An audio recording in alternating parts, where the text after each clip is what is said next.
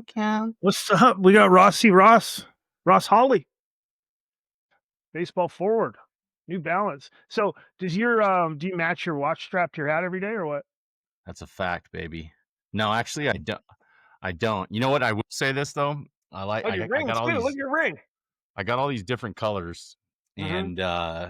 and I only wear gray. I wear this hat because it fits well. Yeah. Um, I wish I had more diversity in uh my podcasting attire, but I just don't, Curtis. It's okay. You got a face for radio, baby. That's all it is. Yeah, right. You and I both know that isn't true. So I really don't give a shit about how I dress on these things because most of it happens on Spotify and Apple, right? I mean, I get Yeah. it out there on YouTube, but not there yet. Are you What's doing going the on? YouTube stuff? Are you doing Yeah, YouTube stuff? I'm putting them all out there. Yeah, yeah. I post them on YouTube I love all slowly. the stuff that I see. I see just a steady drip of quality content from Curtis. Appreciate it. Appreciate it. It's I enjoy it. I mean, there's just so much content I want to put out. Just stuff I write, Mm. stuff I hear, people I talk to, and I'm like, oh my god, I want to talk about that more. But it's like I gotta pump the brakes some days. So like that's enough, Curtis, for today. That's just enough. Isn't that like, dude, I know exactly what you're feeling. Um, and I'm finally learning, I'm gonna say within the last 6 months, Mm-hmm. I have a really super creative side in my brain, and it's like I love tapping into it, Yeah. but it burns me out. It's like it's better to burn out than it is to rust, like Neil Young style. Like Mm-hmm. I go so hard, and then I'm like, man, I got nothing left to give for a couple of days, and it's like Yeah. I've learned that I need to have balance. So like during my day, I have to have do administrative work. Not it's if it's all creative, I kill myself. Yeah. I'm the same. I see. I have different channels in a sense. Like I like doing my emails. Like I'll do a writing in an email. I'll do a different style on a podcast. I can get a different message out in like a carousel on Instagram. Yep. I'll do my solo talks. So throughout the day, I can get a lot of stuff out there. And then I mean, I deal with between 4 and 8 clients a day as well. So Yep. that's where a lot of my content comes from on the daily is dealing with people. So are you this podcast? Mhm. I've been seeing a lot of good stuff. Is the client stuff intertwined with it? Is that the goal, or are you like what are your thoughts on that? Honestly, dude, the goal here is to talk to dudes who've been in the game, who are in the game, who get the game, who pretty much just validate everything I say. Yeah, You know man, what I mean? Like, I do know I what you mean. there's I'm not gonna say there's pushback, but sometimes the buy-in for the mental side is real, especially up in Canada. Like, wow, I need the physical, physical, physical. I'm like, you're not wrong. You do. You need the physical, but you're gonna need the mental somewhere. And most of the time, I get the call when it's reactive, and they're 15, 16, Yeah. 17. I was like, well, this is gonna be tough to fix, man. Like, we can do it, but it's just gonna be that much harder. So let's start younger. Mm-hmm. Again, mindset you. I got 8-year-olds in it. It's about habit stacking. It's about Yep. hey, post your screen time. Let's see how much you're on your phone. All right, let's get down to 2 hours a day, 3 hours a day. Shit, I don't care. Yep. As long as it's not 8. As long as I can see you're doing other things, because I'm not trying to fight the phones. Right, that's a battle I'll lose. Always. So it's the habit formation at a young age and getting the family on board. It's the parents are kind of mandatory, have to be in the Slack group in Mindset U as well, so they can see everything. Right. So we do a daily check. It's like, all right, did everybody do their non-negotiables? You're either going to get a red check or a red X or a green check. Mm. And you have a percentage at the bottom. It's like, hey, you're 60% this week. Like Oh, you can keep going backwards or you can slowly build that up. that's right. And that's all you can do. And when you realize that, it's like, all right, if I keep putting the work in, I can slowly get better, get better, get better, get better. And that's life. That's life. Yep. It That is, works. dude. And you know what? Like, um, I think that's the fun part about life is the daily hope to be better.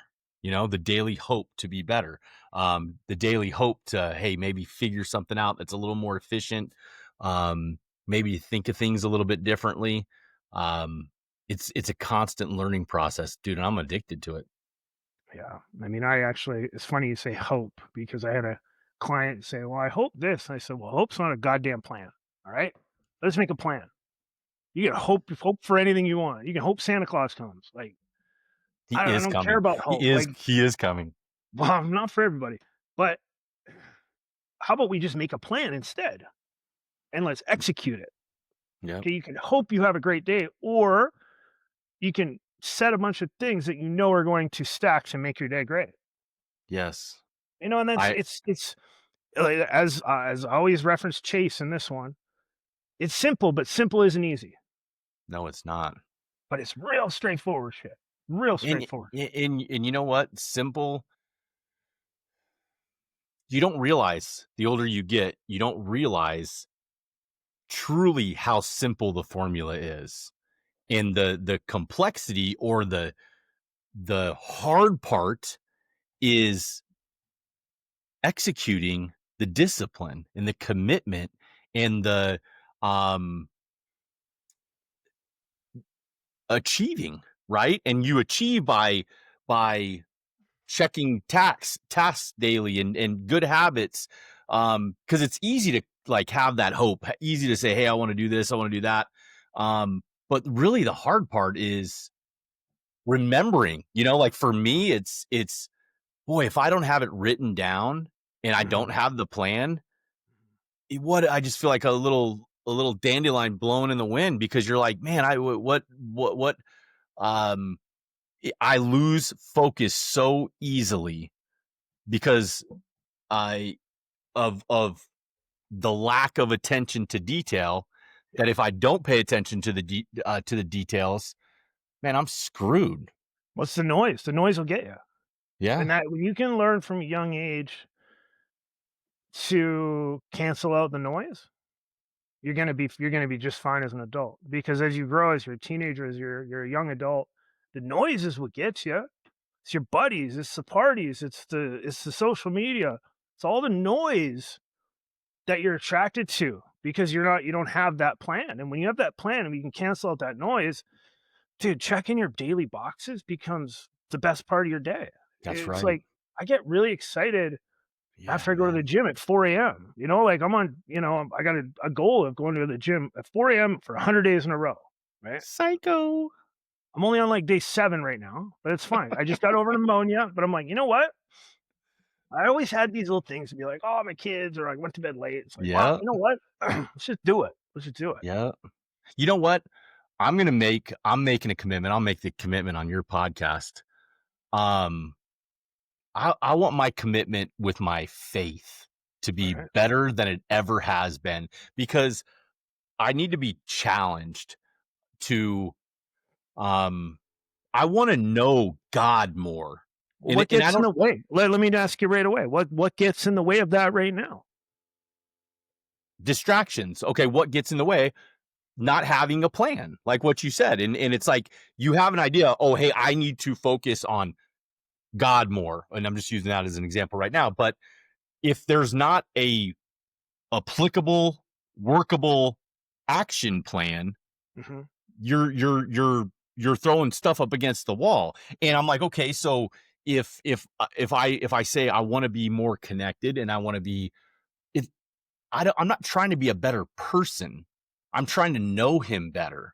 And Well, it's it for if you. I It's all for you, right? I mean, this yeah, is for you, and it will make you a better person because you'll yeah, you'll be more excited about it, right? yeah, yeah. And it does. It excites me. But Yeah. the idea of like just for this, the idea of opening my Bible up and not having an idea of what I'm about to ready to read, um, that doesn't do anything for me anymore. Well, Like that's I want to, eyewash. That we call yeah, that eyewash, brother. I just want to be, I want to be more specific about what I'm learning about, It's like people that go and to the gym without a plan and have the same body for 2 years, that's a fact. That's a good way to look at it. right? You can be That's a intentional with what you do. yeah, yeah. Yeah. So that's where I'm like, God, that's something that I'm excited about, and it's something that I need to, um, map out because man, I love it. Even with just working with, student athletes, it's so easy for me, Curtis, to see what the future looks like for guys. It's just because you do it for so long, right? You're like, this is kind of how this is gonna go, dot, dot, dot, dot, dot. Yeah. And it's I I do it so much on a daily basis that sometimes I forget to apply those standard process, those to my life because I believe in a roadmap. I call it a recruiting game plan. I believe in Mhm. a game plan wholeheartedly. I believe it's so important for any student athlete, any baseball player, whatever athlete to know. I reverse engineer it. Start where are we going to where what does our commitment window look like, what does the end look like, and then where are we starting, and then map out those activities along the timeline about what it needs to look like in the clarity, just in having the timeline, the clarity that kids get.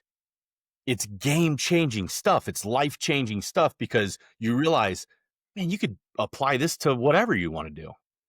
Well, I mean, again, I'll reference Chase is right on the cover of his book. It's compete with clarity. And the only reason you can compete with clarity when you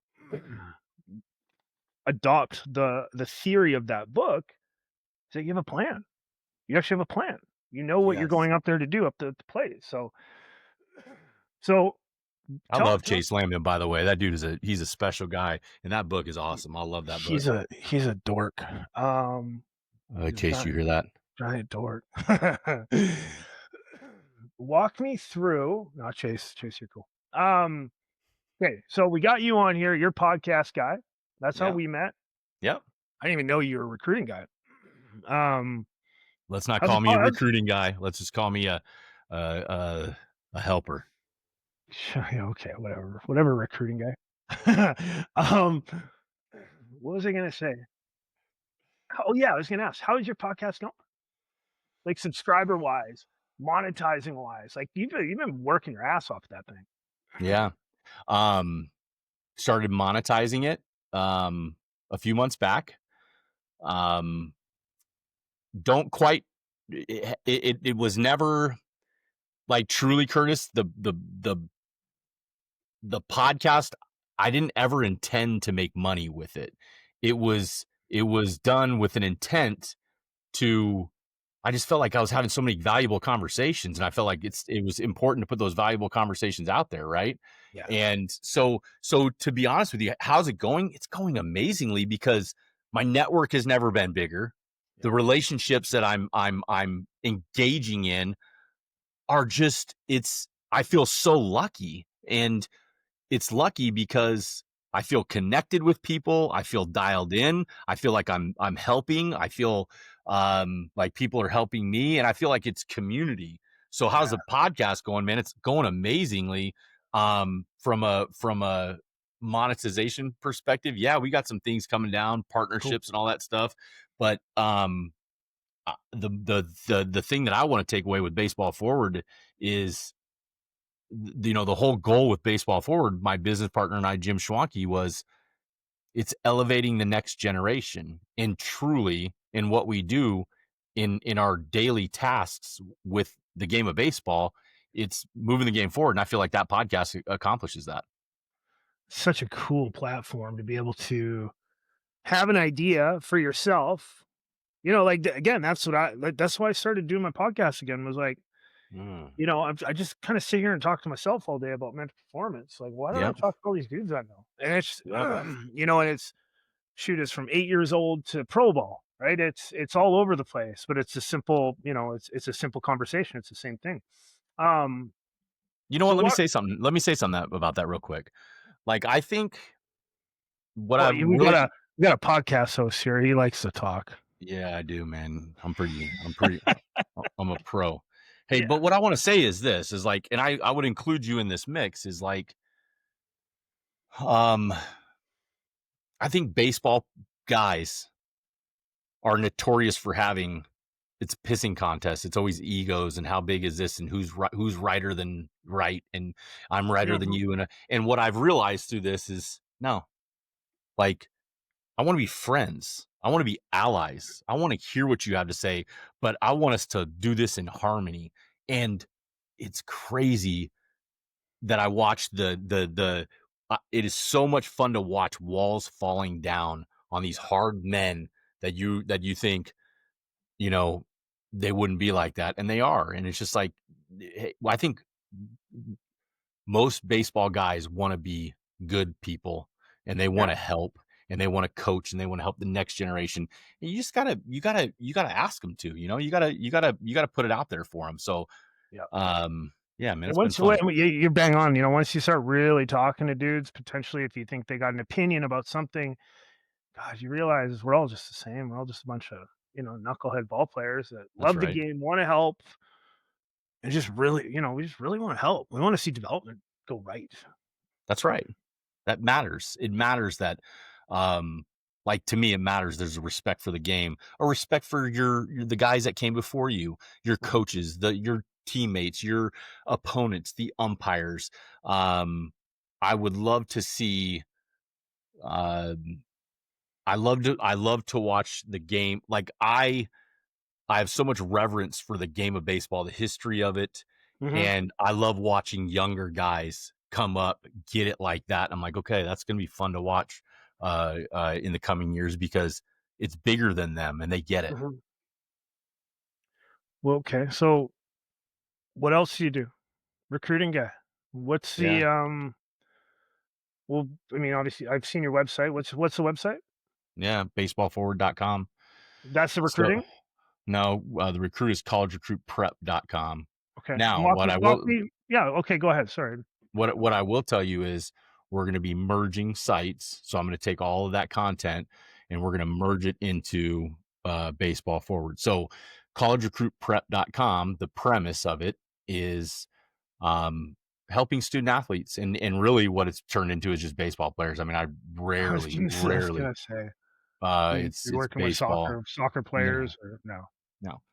No. But you know what though? I would say this: if it was like someone that came highly recommended, if it was a friend of a friend, of course I'm going to help. Man, I give so much. I have so many calls daily where uh, I'm not making money on them. I'm giving advice, but it's baseball players, and the goal is to give them that roadmap and help them and consult and advise them the entire way through the process because man, it's confusing. So, So I would say that you, like me, are because I hate this word now, but I think we actually live it, is an actual advisor. yeah, absolutely. There's a lot of advisors Absolutely. out there that give that role a bad name. Yes.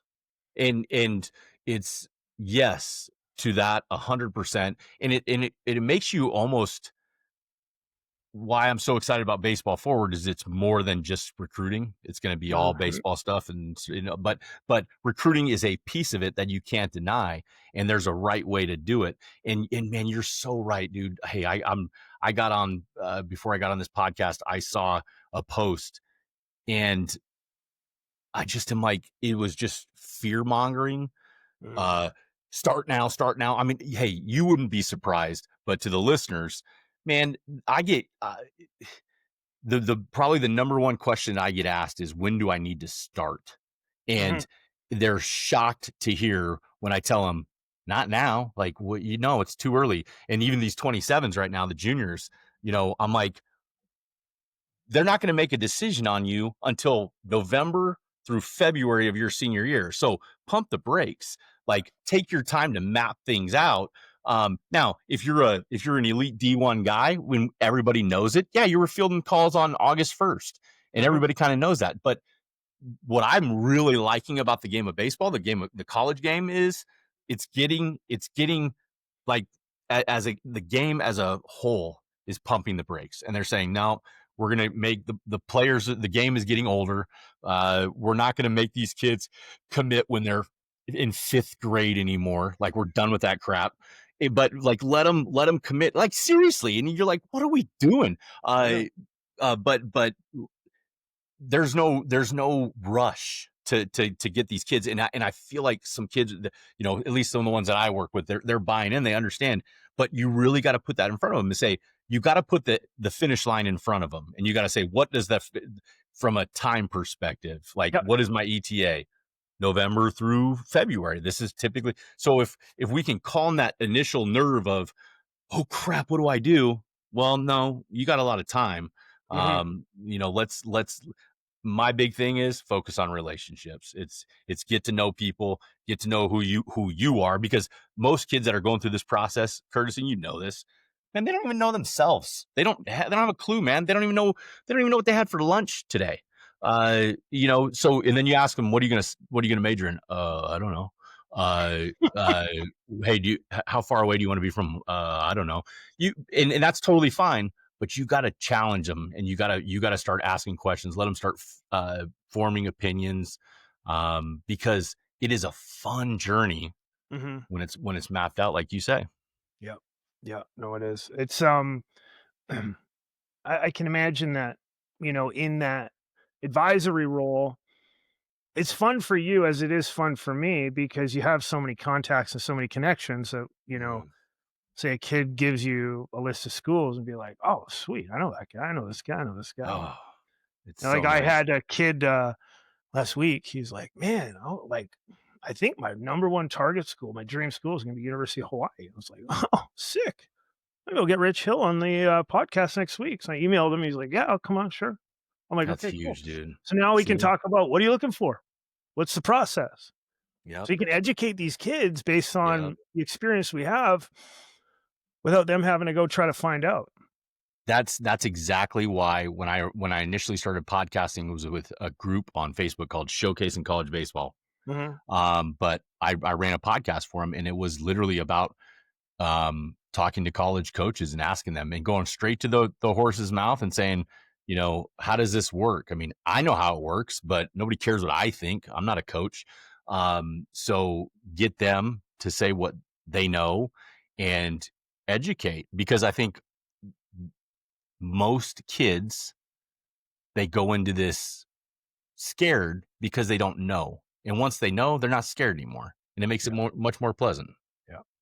Yeah, I mean, I think you said of the horse's mouth in a sense of when I was coaching college baseball, I used to really get excited when I get an email from a kid asking an actual Mm, question and it's written well. I'm like, "Man, this yeah. kid, I like this kid. He's coming at me with a real question. I hope he can swing the bat because I want this kid on my team already." And he couldn't hit his way out Well, of a wet it's paper just bag. yeah, it's like, yeah, maybe I can teach him. I don't know. I really like him though. He can But write that's an a good email. that's a good point. I mean, the what I Like, would go add, like, go on the website, and this is the thing I tell kids, are like, "Well, how do I man, find out information?" I'm like, "I don't know, dude. Go on the website. Is the coach's email in there? Yeah. Email him and ask. Bet you yes. $10 he responds." I always say this, and I think this is a good point to make. Dude, Curtis, why do you coach? Why do you coach? Make it simple. What's the fruit of your coaching? To get like, to see others succeed, Okay. to give back all this stuff I got from phenomenal, Mm, the Tadlocks of the world and the coaches of the yes. world that I got to get all this information from, and it's funny at my age now, I'm like, "God, if I could have only heard what he was saying when I was 19, I'm really hearing it now. Now I wanna implement that for others." That's right. My point in saying that is coaches want to help, man. They get let's just say it, 99% of them. I get it. Someone's going to listen to this and be like, "No, my coaching."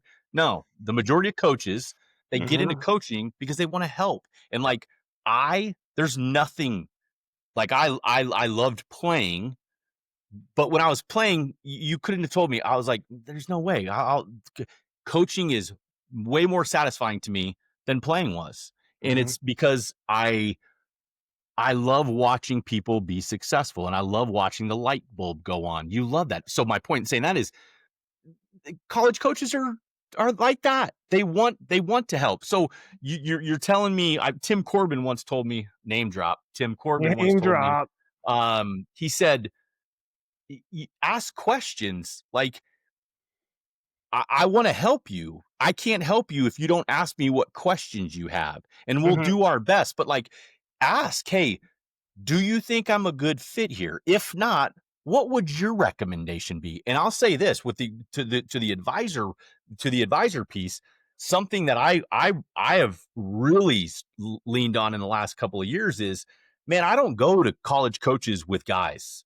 I go to them and I ask, hey, I got a guy in front of you. This is what I think, but I want to know what you think. Like, what do you think would be a good route for this guy? Can you give me feedback on him? I'm trying to help him the best that I can. And what you find is you find coaches, they want to help. And look, we're coaches, we like talking. They like talking too. They like talking about their program. They like talking about, how they got there. But ultimately, they like helping people, and that's why they're in the profession. So let them help you. It's funny though. You could be having dinner with your family at 7 o'clock and get a text from a baseball buddy and be like, "Hey, I got a kid here. We're looking for a spot." Da, da, da. Next thing you know, you are consumed Yes, you are. with trying to help get this kid somewhere. And that's just how it works. Like my wife would be like, "Who are you talking to?" I'm like, "Oh, so and so." She's like, "Oh, Yeah, you're it's like gonna be consumed until this kid signs somewhere." it's gonna be a long night, honey. It's gonna be a long night, dude. I Hey, gotta get on the hey, horn, baby. I know exactly because to me, it's like addicting. Um, when the recruit, when the player and the coach and the team can all be on the same page of where this kid, what's best for this kid, and everyone's pulling from the same end of the rope, dude, it is a beautiful thing. But it's like, all right, let's uncover as many of these stones as we possibly can, and it's fun to watch it because what when you watch a kid say, um that was my dream school. Hey, I'll say it straight up. I will not name names except for the school. Um, there's a kid that I was, working with, talking to, out of Dallas. His dad says, he says to me with a conversation with his dad, his dream school is OU. Hey, Mm, I was able to say, Coach, um, this guy said OU is his dream school. I'm putting his information in front of you. mhm. I thought that you should have that information. Ross, thank you so much. Boom, kid gets a call on August 1. He's a 27. But and he may not ever go to OU. He may not ever commit to OU. But the fact that he got a call from OU, dude, that's big time. But It's like that's like life-changing stuff. life-changing, life-changing. Yeah. I mean, Yes. I wish there was a rule where coaches still had to mail paper letters. I agree, dude. How So much you could fun was that still getting those? oh, man, I got a box of those things, like, but it's so cool. It's so cool to show kids, like, it's out to me. It says this, it's signed by the coach. It's like, it's so personal. Hey, personal letter. What's that one say? I can't see it. Personal letter. Hey, Oh, we hey, got the I'm a Brewers. this is the Dodgers one. Listen to Oh, this. You'll yeah. get a kick out of this. 31st round pick, senior sign there, Mr. Curtis. Hey, hey, listen to this. Listen to this. Here They you go. wasted the 31st round on you in your senior year? Please, please find and close your Dodger outright bonus check in the amount of $1,400. Oh, baby. Any necessary deductions as per terms of your 2002 contract. Hey, I remember getting drafted and going out in Manhattan, Kansas, and my buddies were like, "He's a thousandaire, baby." Hey, but Wasn't it? but listen, like, who cares? I was a 31st round pick, $1,400. Whoop de doo. But you know what? No, That's it's a pretty big cool deal. to say it's a letter and it had an impact. And I'm What's the proud of that. what's the other one there? The With the Brewers? Brewers one, I got drafted my junior year by the Brewers, and Okay. they said welcome to the Brewers, and I was like, I'm not going to be with the Brewers. But What round did they draft you in? hey, so listen to this, okay? God, The 38th round, okay? okay. But here's a good story for you. I have my twin brother. Both of us were Baseball America projected top 15 rounds out of our junior year of college. Okay, Mhm. uh, I genuinely thought that's what was going to happen. And back then Baseball it was, America, why wouldn't you? yep. And so day one goes by, and we're back then it was 20 rounds the first day, Yeah. and we start getting calls. My brother and I start getting calls. Probably 10 clubs. Will you sign in rounds 15 through 20? And how stupid this was. I said no. Ryan and I were at Augustana We were at Augustana College, Division II school. I was a position player. He was a position player, but we told him no, and we were going to transfer to Kansas State because there's a whole bunch of transfer stuff going on. Well, the Brewers still drafted me. The thing that should have happened, and this is something that I carry with me in a positive way now, is Mhm. whenever I deal with guys is I was supposed to go play in the Cape that summer. So I Okay. got drafted in the 38th round by the Brewers after my junior year. I was supposed to go play in the Cape. They didn't. I got no one said go play in the Cape. They said, "What do you want to do?" I want to take the summer off. I'm done with this crap right now. Stupid, right? But someone should have said, "Go play in the Cape, shove, and make Yeah. the money you want to make." So you don't know what you don't know, and that was a piece to me is like, dude, Curtis, and it was different back then. Like getting drafted was, oh gosh, but it was so much more than that. I wish I'd have been prepared, and that's something that I take pride in now is get get through the rah-rah crap. Like get through the, oh my gosh. Like, okay, it's business. What's next? And in retrospect, I'm like, man, I should have gone out to the Cape. I should have gone out and dealt, and then I should have made my money. But I didn't, and here we are. So life works out. I got a similar story, man. It's hard. Baseball's hard and it's Yes, it tiring. is. Ugh, And when you're at that age and hard and I just tiring. wanna I'd love to just go home, and I'd love to just go out Mm, to a restaurant one night and not do baseball, like, that's a real thing. yep. But you look back now. So, walk me through what's recruiting process here, because I got a lot of guys who are in it, especially in Mhm. Canada. You ever deal with Canadians? You know what? I can say that I probably dealt with two or three in my lifetime. Okay, alright. Yep. Not like on a podcast me, but, like, recruiting wise. Yeah, yeah, yeah. Yeah, Recruiting okay, guys. Yep. yeah. Cool, cool. Um, so what do you want to know? Well, what are some you know, got a kid going into his senior year, just starting his senior year right now. Yeah. What does a Canadian need to do? Like, Man, it's that's a good harder question. up in Canada. What are your thoughts on field level? What are your thoughts on getting seen? How does a Canadian kid get seen or put himself in the right spot? Dude, that's such a good question. And like I feel you, I see you working. Like that's so good for you to be asking those questions because here I'm gonna go back to the one word, and I want every Canadian kid listening. Relationships, man. Relationships. Mhm. That's got to be the focus. Listen, and you said it's hard.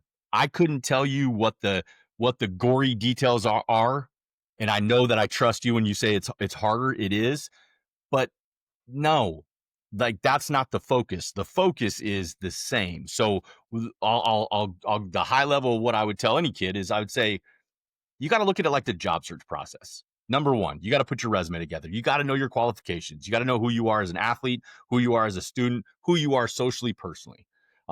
Two, you got to know where you're employable. Like Mhm. where that resume, where does that resume belong? Like where that resume is going to go on someone's desk. Who's going to look at that resume and be like, I like Ross Hawley. Oh, I like Curtis Peltier. Oh, okay.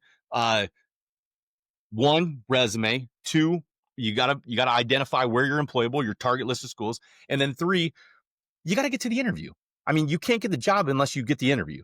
You can't get the job unless you go through the interview process. So I would say any Canadian kid listening to it. I'm not going to tell you that it's easier. It's harder. That it's not harder because it probably is administratively speaking a little bit harder. But Do you want to know the fundamental, harder I'm talking about? yeah, I would. The harder for me is that kids have unrealistic expectations Ooh, on the player that they actually are because of where they're playing and who they're playing against. yes. So there's Mm, kids here who think they have certain tools, wow. because certain coaches who haven't played and been to certain places say they do. So expectations go through the roof of where they want to go. Mm, It's like every kid in Canada I talk to. It's like, hey, where do you want to play? They're like, Mandy, LSU. I'm like, there's other schools in that, right? They're like, well, I don't know. I'm like, well, you should yeah. start looking. Yep. So they're not educated. They don't. Again, they haven't gone on that. They haven't gone on Indeed for baseball in a sense, Mm-hmm. and looked at what's available and what's out there. B, they just the skills aren't transferable as they think they Mm, are. They think they're a 380 hitter here in some league. They barely hit the Mendoza line crossing the border, wow. Wow. right? So That that's is the hard that's part. So real. So for me as an advisor, maybe take a kid out, and honestly, first thing I wanna do is I wanna see him play catch. I'm like, "Okay, Yeah. your catch isn't where it needs to be." Like, if you go down to Arizona with that catch, just playing catch like that, you probably are gonna be crossed out before you even get to BP. Do you almost like tell them, say, hey, um, if you think you're Division 2, you're probably Division 3. Do you tell them to aim to a lower level? No, not at all, not at all. I just, I'm a guy who's never gonna count anybody out, I agree. because the ones I work with, I know that there are tools in there. Hmm. It's hard to see them right now. Yeah. And I tell them optics are very important. How you pick up a bat, how you say certain things about the game to a coach or to other players at a showcase Ugh. tournament in Arizona. It doesn't sound like you know the game of baseball when you say it this way. Wow. I have an IQ course I work on with kids, and it's That's cool. honestly, it's like baseball feel 101. It's like, okay, you don't have feel for this, bro. Like you Yeah, man. gotta, That's you can't say back catcher. You sound like a freaking parent, like from Canada, because that's what parents from Canada say. It's like we don't say the back part. Just say catcher. bat catcher. I'm gonna start calling it bat catcher here down in DFW. We're bringing bat catcher down to DF Dub. But am I wrong? Uh, Like that. Those are the things. Is like, what planet did you come from, bro? Like, and I always say it like they don't know what they don't know, and that's why it's so 100%, valuable 100%. to have a guy like you that's letting them know. And you know what? You learn so much just by shutting your stinking ears and listening to the guys that have been there before you, Mhm. or shutting your mouth and opening your ears. There you And, go. and like, yeah, but like, just listen, like, listen to how he talks, listen to how he speaks about the game. Watch a full baseball game. I'll tell you this much, Curtis. Like, I know this is like for us old heads. Mhm. It's one of my pet peeves is the most fundamental stuff of the game isn't known because they don't watch it enough. And it's like you should know where you're going with the baseball in every situation. And it's not this baseball is not this, and we've made it as a baseball society. We've made it. It's not this. Go show off your skills and it's a dunk contest. And dude, no, that's not what baseball is. It's like to be a good baseball player, you have to have a tremendous baseball IQ. Oh yeah. I mean, think about in your head right now, what baseball player comes to mind? Name 10 baseball players that were so good, that were Hall of Famers, that were idiots, that didn't know how to play the game. I You mean, know? the only one would be Yogi Berra, but he was probably smart. He just sounded dumb. You know what I mean? Like, no, Yeah. everybody's a student, and you become it. But so Yes. interesting. I right before this one, our conversation, I had I call him a kid still. Shit, he's got to be 40. I coached him in like '04 when I was just starting coaching, and he was in high school. Love it. Love it. And we were talking about IQ, and we were talking about how kids just don't understand the game, and certain things like gotta know where the ball goes, gotta know where this, gotta know where that, gotta know. I told him, I'm like, do you know why we knew that? Because we didn't want to run anymore. We were sick of running. We were sick of doing wind sprints, and we're like, okay, we're out of breath. We gotta really put this together because we don't want to run as a team anymore. So nobody screw up. Everybody figure it out. And that was kind of how we learned, but you can't do it Yeah. that way anymore. No. And yes, we did watch the game. We played wiffle ball. We were Yes. outside doing things. We're playing, but you can't coach like that anymore. And kids aren't watching the game. So where's the IQ coming from? It ain't coming from fucking oven mitts. Like, where is it coming from? You know what? I think it starts with small stuff, and I had a really good conversation with Derek Sullivan, Sac City. Yeah, yeah, yeah. What I love about Sac City is um, he starts going down the line of their standard, the way they play the game, the Mm, standard in which they play, and they're known. Like when I think of Sac City, when I think of the West Coast, I think of high socks, I think dirt bags, play Yeah. the game hard, run hard, hard 90, run the bases well, diving all over. But he said, and I'll tie it together because I did it with my little league team, unprompted from Coach Sullivan. Yeah. But um, he said we sprint on and off the field. Our goal when we're in the dugout to go out on defense is we want to get out to our defensive positions before one of their guys gets into the dugout. Love it. I'm like, whoa. So, and then kind of vice versa, right? And I said, dang, coach, when I first started coaching my son's little league team, the Cardinals, in McKinney, Texas, just a bunch of Okay. ragtag McKinney. I love McKinney. ragtag butthead kids, Mhm. okay? But you know what we did the first practice? The whole first practice, we all we practiced were attention to details, and it was running. We had an hour practice, and it was just practicing running on and off the field, grouping our gloves together, infielders together, outfielders together, hit it. You got 10 seconds to get out to your spot. Yep. They were gassed. They were done. So when you say IQ, like I think baseball is a boring game to guys that don't know the game. I think Sure. it's a boring game to guys that don't know how to coach the game.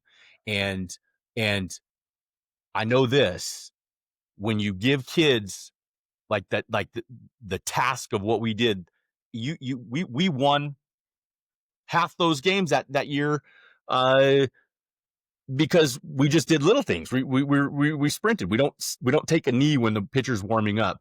We don't sit on our butt on the base at any point. But my whole point in saying that, you teach baseball IQ. I think you got to get them early, and I think you have to teach pride in what you want your identity, what we want their identity to be as baseball players. So to me, when you say baseball player, I think hard nose, Mhm. socks high. Um, I pitch in. I go slide hard. My uniform's always dirty. I'm always positive up to my team. I'm not worried about the other team. I don't bat flip, but you teach those things and you make it almost like it was fun. When we were doing it with the Cardinals, it was fun. And these Well, kids, the coach from Sac City, he's gamified IQ. He's correct. gamified this stuff. It's a good So way when to you're look at you're it. competing, it's a game within the game. Everything's a Yep, game within the game. Who can pick each other up the fastest, that's right. right? And Like, it's demoralizing. Like you played against them, like we all played against those teams. I remember University of Nebraska. I was like, dang, these guys are relentless, man. We don't yeah. play like that. But that's the truth. It's like, wow, gamifying. I like that because baseball's boring to the people that it should be boring to, right? It's like, oh, I can't play baseball. It's boring. Well, you're not playing it right then. You're not focusing on the right things. You're not thinking about the right things. I remember one time I went and watched a kid. Someone said, hey, go take a look at this kid. Tell me what you think. He's a freshman, uh, playing varsity. I'm like, Mhm. that already says enough. Yeah. But he's like, just go take a look. Tell me what you think. I go watch this kid as a freshman ball dribble, runner on second base, one out, dribbler hit up the third base line. He goes and he barehands it, arm fakes first. His shortstop's back in, covering third because that guy's getting to third. Well, this guy he comes around hard third. He arm fakes it, pivots, backdoors him, and he's a freshman. Machado Yeah, did. and I'm like, dang, dude, like arm fake backdoor, that's baseball IQ as a freshman, as a 14-year-old. Why did he have that? You know why? Because he was taught it and it was fun to him when you just work on, hey, we're gonna work on back picks today. Hey, Yeah. it's gonna work. You know what I mean? But it's not, it's I don't I mean this because baseball forward, Curtis, elevating the next generation, right? But let the experts like be a part of the game, help, reps, all that stuff. But we need coaches that know what the heck they're doing, Mhm. giving their time and focusing on things like that because that's what matters in the game. And that's when kids like that kid ends up being like a third or fourth rounder. Well, Yeah. duh. It wasn't just a physical skill set. He was a dude, man, because he knew how to play and he was fun for him early. You say that he's a dude. again, those are the comments that people don't understand up here. Like, what do you mean he's a dude? So like that's what I'm talking about, right? Like it's Mm, wild. But so okay, say we need the good coaches. Are the good coaches out there? Or are we in a spot again, I know what's going on all over. I know travel ball's crazy. Everybody's playing everything. Everybody's playing all the time. Everybody's doing this. Are the coaches out? Are there? I mean, I know there's a lot of good coaches, but are we losing coaches to their own resume in a sense? And hmm, trying to work up the ladder, trying to do it for them. man. Probably some, Mhm. but I think you have I think you're probably losing a decent amount because of the way the game is allowed to be played. Yeah. But I say that out loud and I'm like, "No, man," because I mean, I got a buddy who his name is Ryan Robertson. He was 9-year pro guy, AAA with the Marlins, big old catcher. Mhm. He's 52 years old. Dude was a stud. He doesn't have any kids and he coaches my kids, my 11 and 10-year-old in this Sweet. 11U team. And he is a hard ass dude. Like he is a yes or no, sir. Like, Mhm. dude, you play the game the right way. So I just think here's what I think it is. Good coaches. The earlier they are, the younger they are, teach them respect for the game, Yeah. sprinting, running hard 90s, like the things that any monkey can teach them, right? Mhm. And yes or no, sir, play the game fast, play the game hard, right? And then the if it makes it fun because it's a brand, it's what you're known for. And then as it's fun for the kids, that's when the kids start taking ownership of the game themselves and they say, hey, they want to learn because it's not always about coaching, teaching. Yes, coaching is crucial, but the best of the best of the best, man, these guys take ownership of their own stuff Yeah. and um they're accountable for the way they play the game because they want to be accountable because they love the game. And I Mhm. think so it early if I was given a message, man, it would be young coaches out there. Hey, it's okay if you don't know everything, but make your guys play hard. And if you don't know what that means, Curtis is going to write a book on it. All right. Done. Let's go. I think that we should do that. That's a good idea. We'll do it chase style, like 18 pages. That's my style right there. Think about how valuable that would be. Just thinking out loud, how valuable it would be to have 14 and under coaches that don't really know much about the game, that want to coach their kids the right way, and you say these are the 10 things that are non-negotiables So on and off the field. I commented on something on Instagram. This parent I know in South Carolina worked with this kid. Um, I commented on something to do with the throwing program. And I told him, like, I was like, man, I used to get more done in our throwing program than most teams that get done in a practice, right? Like Mhm. every position player would have a card. They knew their throwing program. It was very, very intentional for a reason. Catchers are throwing out all slots. Catchers are, Love it. throwing across their body. Everything is an extra movement that you're going to do in a game at the same time you're warming up your arm. And he goes, well, Curtis, I don't know that, dude. I don't know a baseball guy. You should put this in a book. Put this in a Mm. book for parents so they can learn this stuff when they're 8 years old in their backyard. Have demos teach them these movements so they're not trying to, or maybe not learning them because a coach doesn't implement them at 13, 14, 15, 16. Right? Because I know that our throwing program made everybody better, and our throwing program, we needed a break. Like they needed a Yeah, good 10-minute break after we were done throwing because it was love actual that. work. That's one of the most important pieces of the game. If you can't throw it and catch it, you can't play it. Totally. You throw it, you catch it, you hit it. That's it. Hmm. You know? Hmm. And we skim over catch like it's like, oh, whatever. Hey, everybody done? Like we're not doing it right.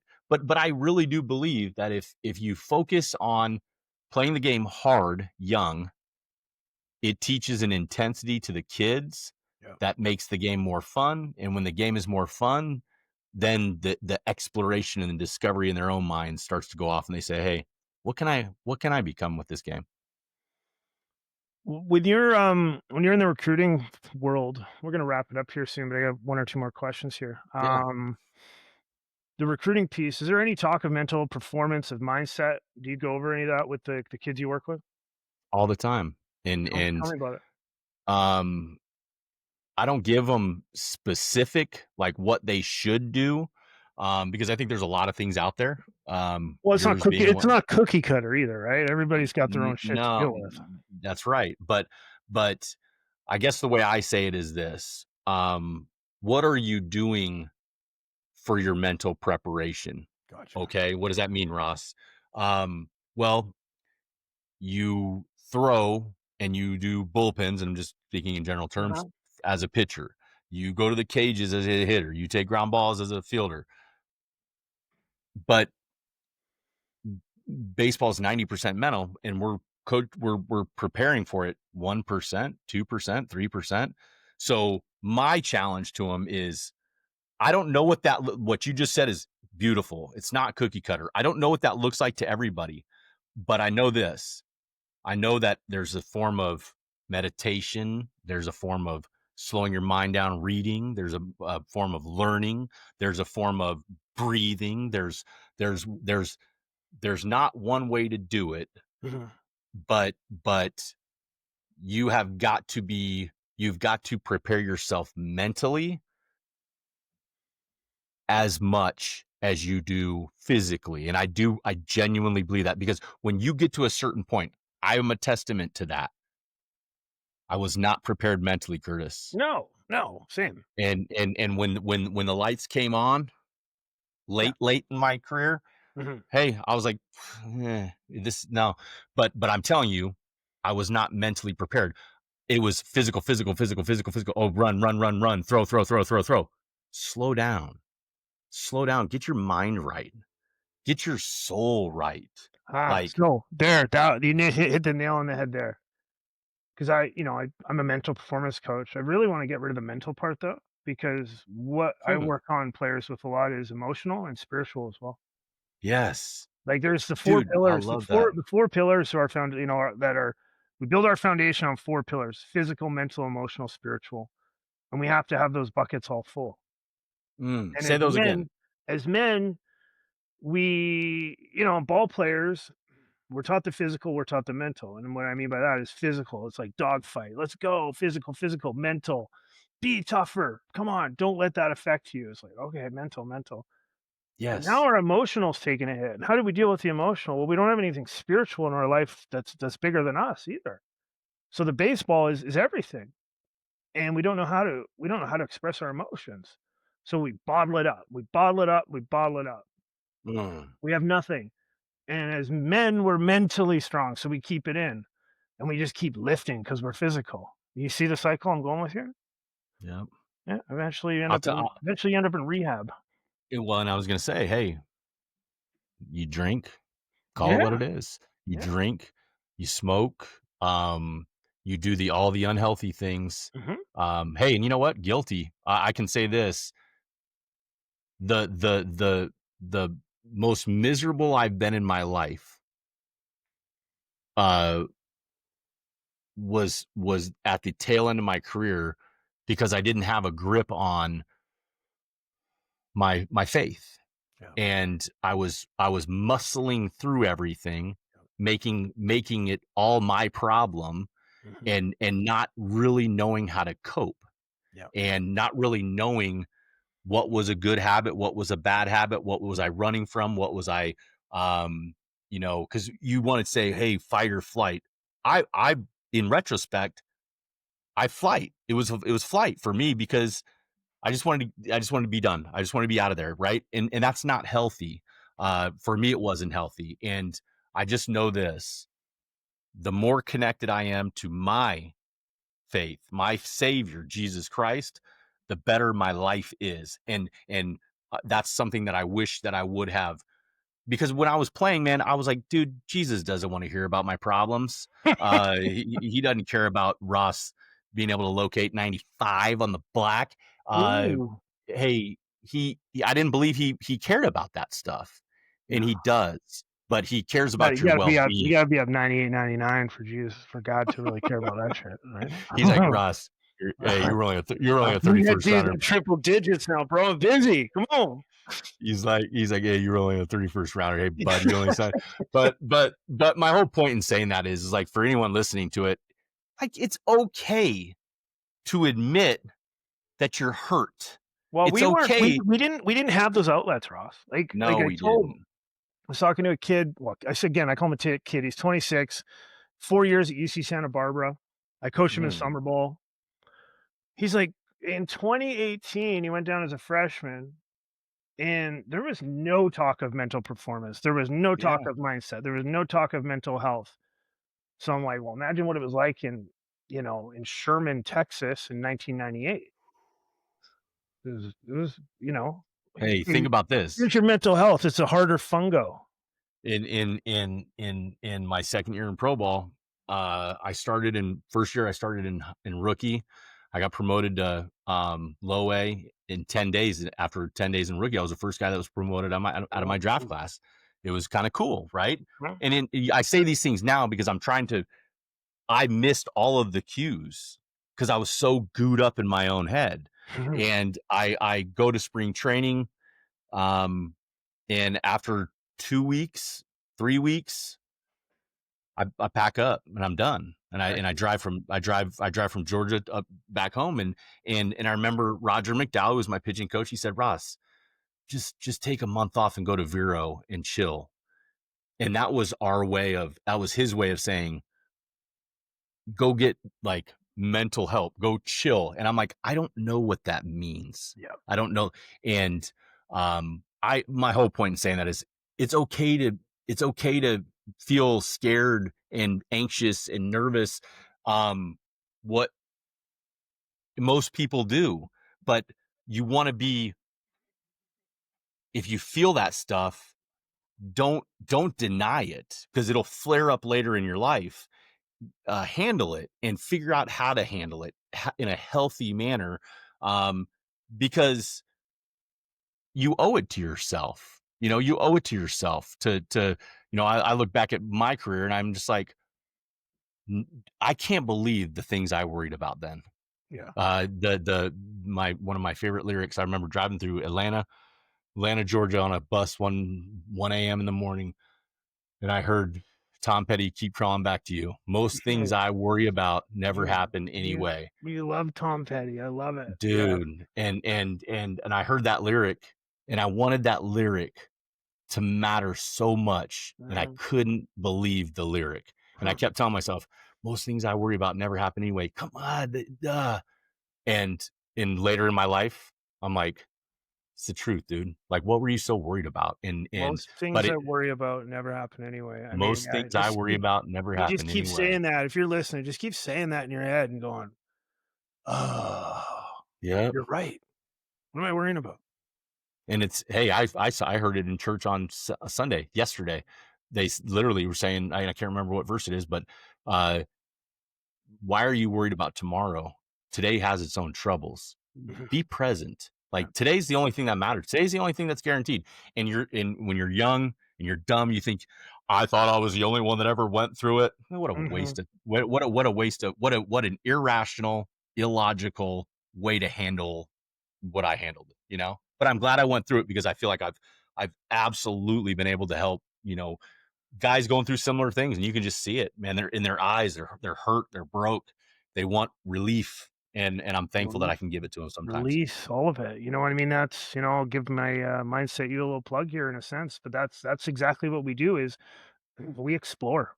We explore self-talk, we explore journaling, we explore meditation, we Mm, explore visualization, we explore communication with our parents in a new way. So again, these are not just baseball skills. These are transferable to school, to marriage, to business, to parenting, to all of it. And shoot, like it will help you in baseball, it'll help you in everything. But it's explore. Explore is the big piece. My like this thing I love about what I've created is it kind of changes every month. Like not in a bad, not like, oh, it's a new curriculum. But I'll be honest with kids and be like, hey, remember I said that 2 months ago? I don't know. I'm kinda gonna eat my words on that. Let's look at it a different way here. Like, I let's love it. grow. Let's grow together. Like, Yes, I love God, that. my head was in a weird spot, and I was really hard on this topic. What do you guys think of that? And I'm like, yeah, I can see that now, coach. And it's like, and for me to have humility and share that with them Humility. allows them to go, wow, like, coach is owning Let up me to say shit. let me say this about you, and this is something that I've admired about you since we met. What about maybe a year ago at this point? But Mhm. um, I admire that it is about the journey, and you are so focused on the journey and challenging. Like every conversation you and I have, it's it's an exploration. How can I help him? How can he help me? What can we do together? And there's not a lot of people like that. So I'll plug you and say if you have an opportunity to work with a guy that truly wants to dig in with you, boy, that's special because um, there's not a lot of people that have the willpower or the discipline. What word am I looking for? To Capacity. the capacity to go in there with you with it because they're just like, it's not my problem. But like you're a problem solver. That's what like that's the cool thing about like the mental stuff is you said earlier it's not cookie cutter. It's not. No. But you got to be a problem solver. You got to meet the people where they're at. You got to try to figure out what works best for them. And that's what coaching is. Well, And most people and already know the answer. Most people that's already know the answer. It's really one thing I've learned as a coach is to shut up. Just let them mm, talk themselves into their own answer, mm, or and give them a little bit of push after they say something like, "Oh, tell me more. Tell me more about that." yeah. And then they just keep going deeper, and it's like, "Well, I think you just solved your problem, kid." Yep. It's real And neat. and It's super fun. it's just being there to listen to them. Mhm. And it's fun. Well, Like that's fun. and I'll say this as a parent, being there to listen to them, having 3 kids, listening to my kids, not being consumed by other things around me. Again, we talked about the noise. Like I've worked really hard to cut the noise out of my life so that I can have the capacity to be able to be uber present for my children. Mm, And I'm not dogging parents because parents are working their ass off to pay for things and do this and do that, and their phones are buzzing. It's like after a while, kids don't know if they can talk to their parents about things because their parents are busy. that's a good And this point. is and this is one of those barrier breakers that I have with the families is, mom and dad give me a call and they're like, "Hey, little Johnny's struggling mentally." And within a week, I got to call the mom and dad and be like, "Listen, well, Johnny's fine, man. We all need to talk here. There's a bigger issue we need to talk about here." Hmm. And I'll tell that's you what. where the real work is done. It's in the house, it's in the environment, it's in the culture. Wow. And you said the word earlier, the Sac City coach, um, standards. Well, that's what culture is. It's standards. Your culture is your standards. That's what you stand for. It's what you Yep. produce, right? So that's again, I mean, you're going to be a product of your environment. A lot of people say, well, it is a choice, but it's a damn hard choice for an 8-year-old to be a different person than their environment dictates. That's a You, fact. you can't do that. Like it's just real hard. So you're going to, be a part of how their mood is developed, how their attitude is developed, how everything is developed. How do you want that to go? And that's where I'm not saying that's where I come in, but a lot of the times that's where I have to say the hard shit. Be like, listen, fam, we gotta sit down. Let's have dinner. Have me over for dinner, make something real good. And let's talk for like 3 hours about this shit. What would be the best meal if someone invited you over? What would you want? Man, Let's go. like a nice pasta, man. A nice pasta. Pasta? I'm gonna get head. Well, do not start with that shit. The pan. Hey, hey, hey, hey. You're telling me you'd have pasta and you wouldn't want like All right, lobster where am I? tail or Where something? am I? If I'm in All right. Dallas, be like, all right, let's take me out for chicken Brisket. chicken fried steak. Like hit me up with a Mm. chicken fried steak on a paper plate with some white gravy and some biscuits. Like, let's go. God, dude, I went down to a place, I think it's called Steve Taylor's, Okay. um, barbecue place in Deep Ellum. Oh my gosh. Mm. Like 2 weeks ago, the brisket, the ribs, the turkey, the Always. oh, but you went with pasta. You know what I would get, Curtis? What would you get, Ross?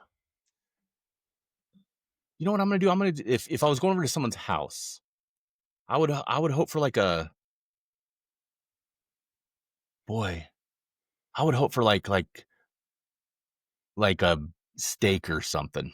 All right. Steak's good. Yeah. But yeah, What no. kind of sides It, you getting with that?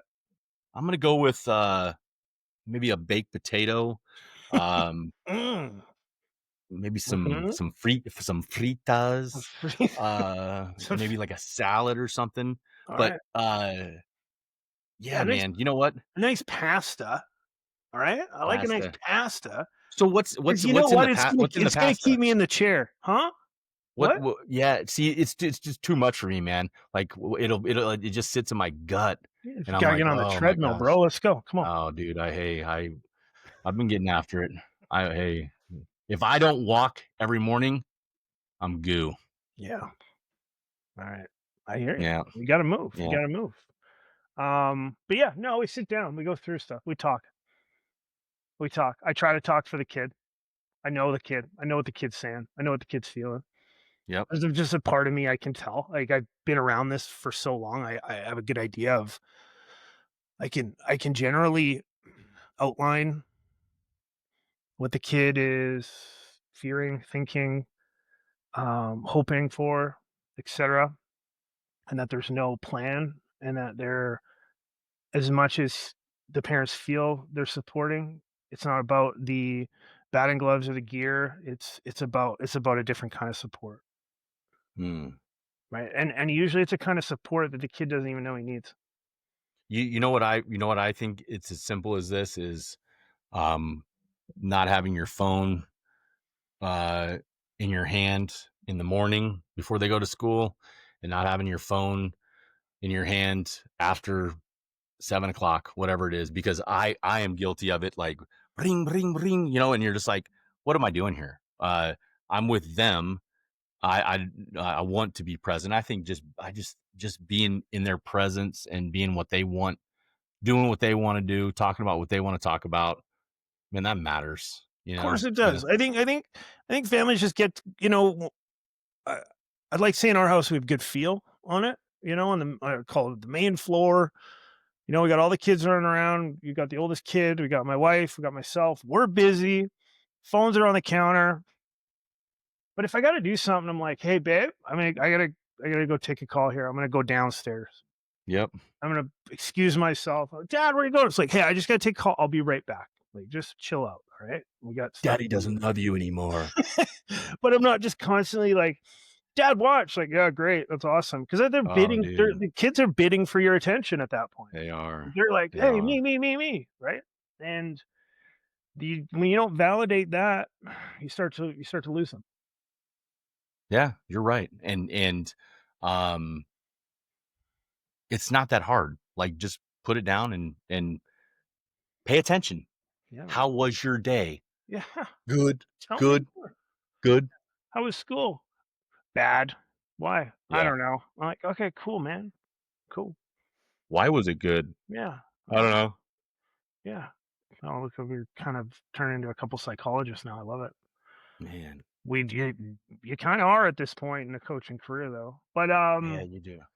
Ross, I appreciate having you on, dude. Is there any? Man. Can you give the kids? Can you give the people what they want? A little bit of information, recruiting wise. Like, what is one thing Canadian kids should think about, be like, okay, going into my senior year here, I think you've already said it, but let's just re-say it. What do you need to Mhm. focus on? Let's make it practical.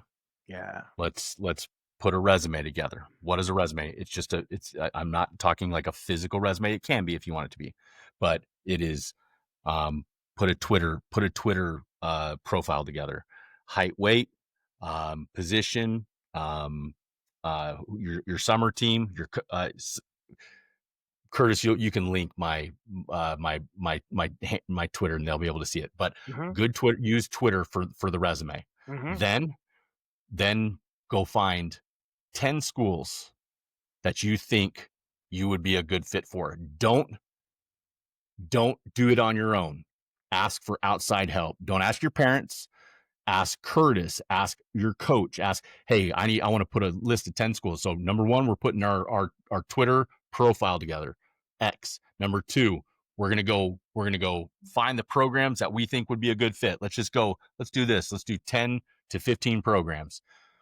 10 to 15 programs. And if you're going into your senior year, most likely, if Division 1 schools aren't calling you, you're not a Division 1 guy at this point. So bang the Division 1s, go to Division 2, Division 3, go to junior college, but leave yourself open. NAIA, Mhm. go find those programs, go look the coaches up on Twitter, follow them. Once they follow you back, your DMs are open. Send them a DM. Hey, Coach Hawley, hey, I really appreciate the follow back. Um, my name is Ross. I'm from, Vancouver, British Columbia. Mhm. I'm extremely interested in your program, and I would love to know if you're recruiting any pitchers for the class of 2026, whatever that is. But create the proper Twitter X profile. Go How hard is follow it the for you to coaches. not call it Twitter? Man, it's impossible. X. So, would you say 'cause that's a great piece of advice, I'm working with a kid right now, and we just really haven't been on X because it's just not a big thing up here, like, it's just not. Mm-hmm. Um, It's it's massive for massive, for massive, massive. massive. So I'm telling you, it's a shortcut. If you're a baseball player and you're listening to this and you're in Canada, suck it up because it is a shortcut to answers. I'm telling you. You put your resume together, you put your video in the feed, like a hitting whatever it is, highlights, and you have your resume there. It's literally like just sending a link and saying, hey, once they see that, hey, little Billy followed me, I'm going to look at him. I like him. If he follows you back, that means he scanned your profile, he liked what he saw, he's interested. That's giving you the green light. Once he gives you the green light and follows you, send him a DM and say, and don't let 12 hours pass Yeah. in between the time he follows you and the time you send him a DM. Send him a DM and say, hey, I'm very interested, and ask questions. You're not going to get a scholarship, so take pressure off yourself. Ask questions. Coach, are you looking for any right-handed pitchers in the class of 2026? Coach, are you looking for any bats, catchers in 2026? When are you making decisions? When are you making final decisions on 2026? But engage them. If Mhm. you focus on engagement and getting answers, um, you're going to find your answer pretty quickly. So I would use Twitter. To me, it's a cheat code. Yeah, no, I love it. What about field level? Um, yeah, I like field level. My whole thing with field level is, in my opinion, um, there's um, there's too many external factors that have to be right for it to work. Okay. And I love it. Obviously, they're doing something right, Yeah. but to me, Twitter gives me direct access to the coaches, player to coach. I don't need a filter of my coach from field level. So Gotcha. yes, I love field level. But Twitter's free. And I know this, American college baseball coaches, dude, Curtis, I'd tell you, I would venture to say this. 97% of them are on Twitter. Oh, yeah, yeah. I mean, Just I have a Twitter account I haven't been on in probably weeks. I just don't I'm not in that world anymore, so I just don't really yep. care. But And if you're a Canadian, and hey, go follow me, Ross Hawley 39 on the old X, dude. Just reach out and say, hey, I know Curtis, dude. I'll mhm. help you with whatever. Like, I'm not looking. We're looking to help people, and if you want help, just like raise your hand, right, Curtis? I mean, Oh, yeah. No, we're absolutely. as resources, like, you got willing men that have been there, done that are absolutely will take your call and put you on the right direction. And it's not gonna it's as simple as that. So, but reach out I find and myself sometimes I don't know, man, I'll be on Instagram or Twitter or I'll be just flipping through feeds and seeing random high school kids swings or throws. I'm inclined sometimes to comment and be like, "Dude, that is like swing looks legit, man. Keep it up." Like Mm. just that kind of stuff. Like I Heck yeah. love doing that. Yeah. And next thing you know, we're on a phone call. And it's not even about that. It's just like, "Nah, That's man, right. just a good looking swing. Keep doing that. Don't whatever anybody tells you, that is legit." And how good does Mm. that feel to as a player to get that? I mean, you're Yeah, aware of that. You know yeah. that like that's like confidence building, you Mhm. know? And there are a lot of good guys out there that will help, that want to help, that all you gotta do is raise your hand. If you're confused, if you're a parent, if you're confused, it's okay. Ask. Because it is Like, confusing. Yeah. yeah, and it's chaotic and there's a lot of there's this industry can be pretty scummy Mhm. when it's based on fear mongering and they're you know they're pricing you out of house and home because they're basing it on your fear of your kid getting a scholarship. It doesn't need to be like that. Yeah. Yeah. Play here, you won't go there. No, that's never gonna be like that. What I keep asking you questions. You still good for time? Yeah, I got about 5 minutes. What do we got? Yeah, I got 5 minutes. Okay, 5 minutes. What do the kids post, in your opinion? You know, like, and here's the thing, like, I told this one kid, I'm like, "Dude, you need to send me all your video. I don't want you just posting video. Send it to me first. Let me chop up what I think you know, kind of what I don't want them to see, like 3 foul balls in BP. Like, no, Yeah. we don't want that." And again, people No hook monsters. Like, hey, people don't you thinking understand that you're up here. smashing yeah, you think you're smashing a ball down the line, in BP? Stay in the middle of the field, Yeah, like in I'd rather see BP. ground balls through short, ground ball through second, couple up the middle, a little Yep. progression, good to go. But what do you see? This is what just think about this. Just if you're a player listening to this, what does the coach want to see? Well, what do you want to happen? Here's what you want to happen. You want to go follow Ross Hawley, coach blah blah blah. Coach Hawley looks at, oh, I got a notification on my phone. Someone followed me. Who is this? Billy Bob. Oh, he's 6'2". Oh, he's a left-handed pitcher. Oh, he throws 87. Oh, Sweet. he's a 2027. Nice. Oh, he goes to this school, and then there's a little video pin to the top, his highlight. I like him. Thumbs up. I like him back. Once you get that follow back, dude, it's on you. That's them giving you the initial. That's like that's like making eyes with the girl across from the room and saying, "You want to dance?" And she looks at you. Yeah, okay. Let's go dance. Like it's on you. So I would tell you is when that guy opens up your notification, if he opens up, because sometimes he doesn't, but if he opens it up, what do you want him to see? What do you want him to see that's going to make him say, follow this dude back? It's going to be, hey, they recruit based on needs. What position do you play? What year are you? Height, weight, some specific measurables. If you're an arm and you're mid to upper 80s or you're low 90s, put if you work at 87 to 89 and you top 92, just put 87, 89 fastball and then T 92, whatever it is. Mhm. But try to highlight respectfully what you would want a coach to see because it's your first impression. And whatever, whatever you want to show to get recruited as, if you're a position player, hit. If you hit, you're in the lineup. Who cares what position you play? If you're a pitcher, height, weight, velocity. What do you? What's your repertoire? Um, but get to the stuff quick because when they see that little red notification that hey, Billy started following me, what is in here that's going to make me follow him back? And Yeah. it's going to be it fulfills a roster need. I like what the measurables I see is a good looking kid, good profile pick.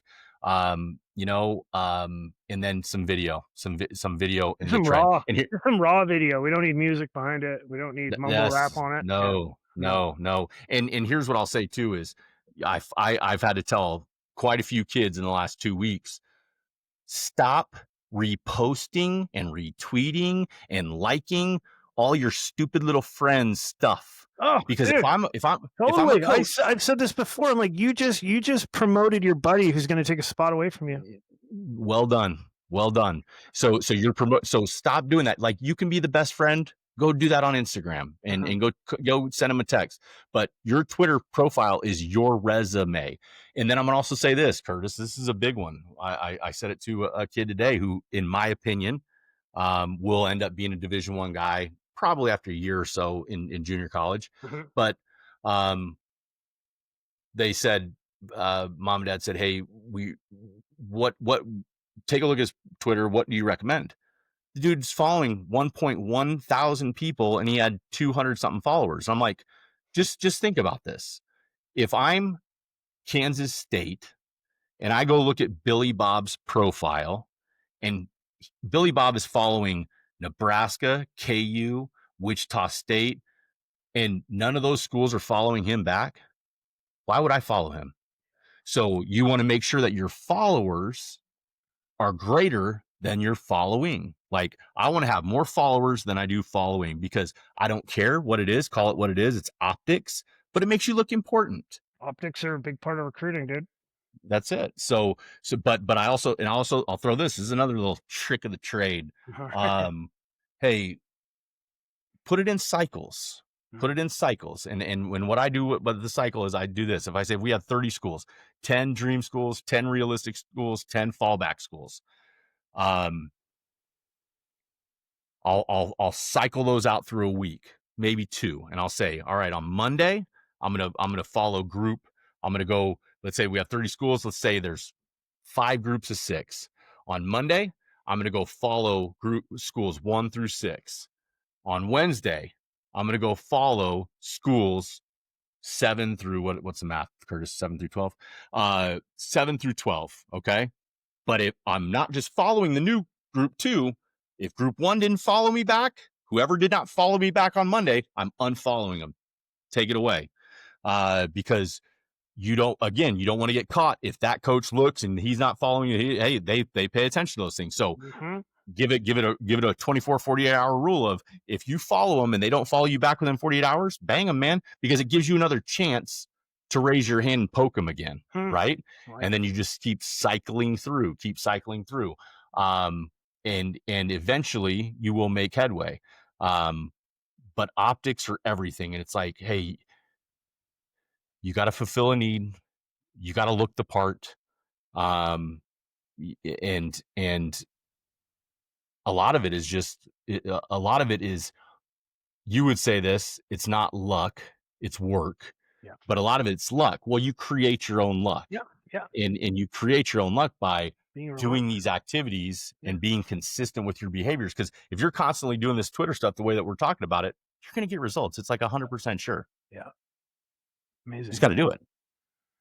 Bro, I know you gotta fly. Thank you. Stud. It was awesome. Look, you're fired Yeah, up. man. I think Dude, heart rate went up a bit. hey, let me see real quick. No, 70, 72, I'm as Chilling. calm as it gets right now. Hey, but Um, you know what, though? It's a blast talking to you, and I love talking about this stuff, because we're all trying to help, man. I mean, whatever I can do to help you, help your guys, help me, help my guys, let's go. yeah, buddy. Yeah, buddy. Okay. Well, thank again. I appreciate you. And what is the website? Baseballforward.com. Baseball baseballforward.com. That's where everything will And live. yep, baseballforward.com, and then you can check us out. Just go to Ross Hawley 39. That's where everything is in the interim as we Okay. Okay. build everything up. Sweet. So Awesome. I'll fire that up there. appreciate you, Hey, Curtis. buddy. Good seeing you, man. I'm gonna hit stop here and then just don't leave. Okay. Sounds good.